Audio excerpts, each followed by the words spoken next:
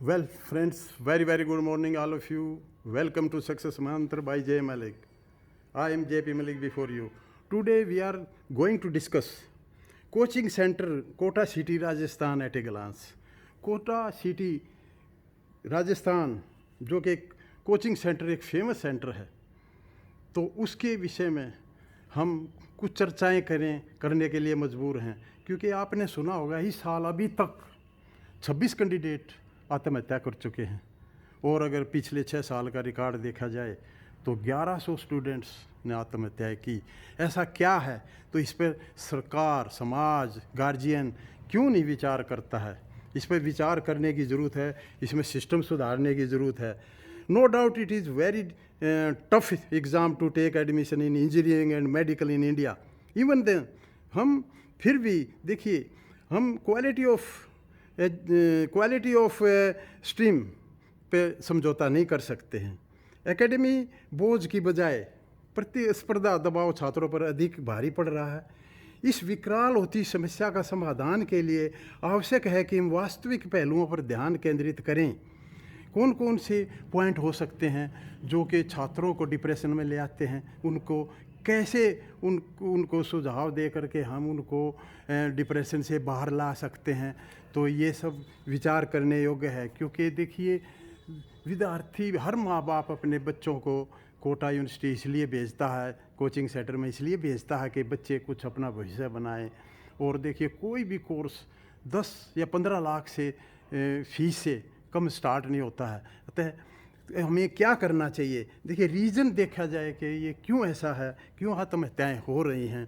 तो पहले देखिए, डिमांड एंड सप्लाई की दृष्टि से देखा जाए तो एक बहुत गहरी खाई विद्यमान है। डिमांड बहुत ज़्यादा है, सीट की संख्या बहुत कम है। As a result thereof rate of success बहुत ही कम है। तो पर्टिकुलरली जनरल कैटेगरी के लिए तो हमें क्या करना चाहिए? We will have to improve our basic structure. We have to open more colleges and universities so that more students can be adjusted. इसका कारण हमें सप्लाई बढ़ानी होगी। Privatisation in higher education is also not proved to be fruitful. वो भी ज़्यादा fruitful सिद्ध नहीं हुई है। Availability of few seats in notable institution is a great challenge. इसलिए छात्रों की वरीयता सूची में शीर्ष पर आने वाले शिक्षण केंद्रों की क्षमताओं को बढ़ाना अति आवश्यक है। हमें अधिक कॉलेजेस की आवश्यकता है। अन्य क्षेत्रों की भांति शिक्षा में भी डिजिटलाइजेशन कायाकल्प करने वाला हो सकता है। वर्चुअल कक्षाओं और ऑनलाइन टेस्ट जैसे विचार को अब साकार रूप देने का समय आ गया है। तीसरा, हमारी शिक्षा प्रणाली की एक बड़ी समस्या ये है कि इसमें एक परीक्षा पर हद से ज़्यादा जोर होता है, चाहे वो इंजीनियरिंग हो या जेई हो या फिर मेडिकल के लिए नीट या हाल में शुरू की गई CUET। छात्रों का भविष्य किसी एक परीक्षा विशेष में प्रदर्शन पर टिका होता है। ये बिल्कुल किसी T20 मैच की तरह है कि एक ख़राब दिन आपका कंपटीशन से आपको बाहर कर सकता है। तो विश्व में देखिए, अमेरिका से हमें सीखना चाहिए। विश्व में अमेरिकी एजुकेशन स्ट्रक्चर सबसे अच्छा माना जाता है।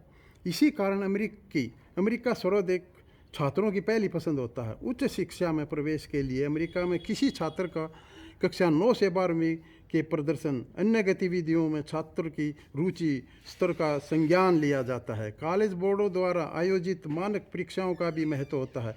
आवेदन पत्र की प्रकृति भी ऐसी होती है जिसमें छात्र के लिए खुद को अभिव्यक्त करने का अवसर मिलता है। चूँकि इसमें विभिन्न पैमानों का समावेश होता है, इसलिए न केवल छात्र का बेहतर मूल्यांकन होता है, बल्कि तनाव की गुंजाइश भी घट जाती है। केवल एक ही परीक्षा अंतिम होकर भाग्य निर्धारक नहीं बन जाती। क्या हम सबसे विकसित देश अमेरिका से कुछ सीख लेकर अपनी परिस्थितियों के अनुरूप उसमें ज़रूरी बदलाव नहीं कर सकते? हमारी शिक्षा प्रणाली आज एक अनोखी वर्ग विशेषता का प्रतीक बनकर रह गई है, जहाँ शीर्ष पर रहने वाले 5% या उसके आसपास ही क्वालिटेटिव हायर एजुकेशन हासिल कर सकते हैं। बचे हुए 5 लोग संपन्न होते हैं, वो विदेश चले जाते हैं, और जो विदेश नहीं जा पाते वो समझौते या संघर्ष के लिए विवश होते हैं। इससे प्रेशर उत्पन्न होना स्वाभाविक है। ऐसे में प्रश्न उभरता है कि क्या एवरेज स्टूडेंट के लिए भी अपनी पसंद या रुचि की हायर एजुकेशन की सहज पहुंच नहीं होनी चाहिए? No doubt engineer, doctor, technical professional, computer की हमेशा से बड़ी आवश्यकता रही है और भविष्य में भी रहेगी। हमें इस तथ्य को भी नहीं भूलना चाहिए कि लेखाकारों, banker, advocates, financial service provider के अतिरिक्त अन्य गैर तकनीक लोगों के लिए भी अवसरों की कमी नहीं रहेगी। किसी भी शिक्षा एवं व्यवसाय में सबसे महत्वपूर्ण बिंदु गुणवत्ता का है। गुणवत्ता इसमें समाज और विशेष रूप से गार्जियन, टीचर, सहपाठियों की भूमिका अत्यंत महत्वपूर्ण है। हम असफल को सांत्वना देने के लिए के बजाय सफल को बधाई देने के लिए अधिक प्रयासरत रहते हैं। अब ये अनिवार्य है कि छात्रों के तनाव और उसके बीच बढ़ती आत्म हत्याओं की प्रवृत्ति को रोकने के लिए हमें एक संवेदनशील और सहानुभूति भाव वाले समाज में सर्जन के लिए प्रयासरत होना चाहिए।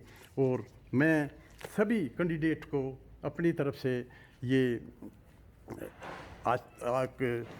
विश करता हूँ कि वो अपने प्रयास जारी रखें और डिप्रेशन में ना आए, बल्कि अपना साथियों के संग या किसी पर चर्चा करें या अपने गार्जियन को बताएं, लेकिन ऐसा कदम भविष्य में कभी भी ना उठाएं, क्योंकि एक ही परीक्षा अंतिम नहीं होती। जीवन में परीक्षाएं, अनेकों परीक्षाएं हैं। तो एक परीक्षा पर ये समझ लेना कि मैं इस काबिल नहीं हूँ या मैं किसी काम का नहीं हूँ, नकारा हूँ, ये बहुत ही गलत सोच है। क्योंकि भी जितने भी कैंडिडेट यहाँ आते हैं वो सभी इंटेलिजेंट होते हैं। तो मैं चाहूँगा कि इस वीडियो को आप सभी को शेयर करें और इसमें कुछ और कमेंट्स करके बताएं कि क्या होना चाहिए ताकि ये हत्याएं, आत्महत्याएं हमेशा के लिए रुकें। तो have a nice day. Thank you.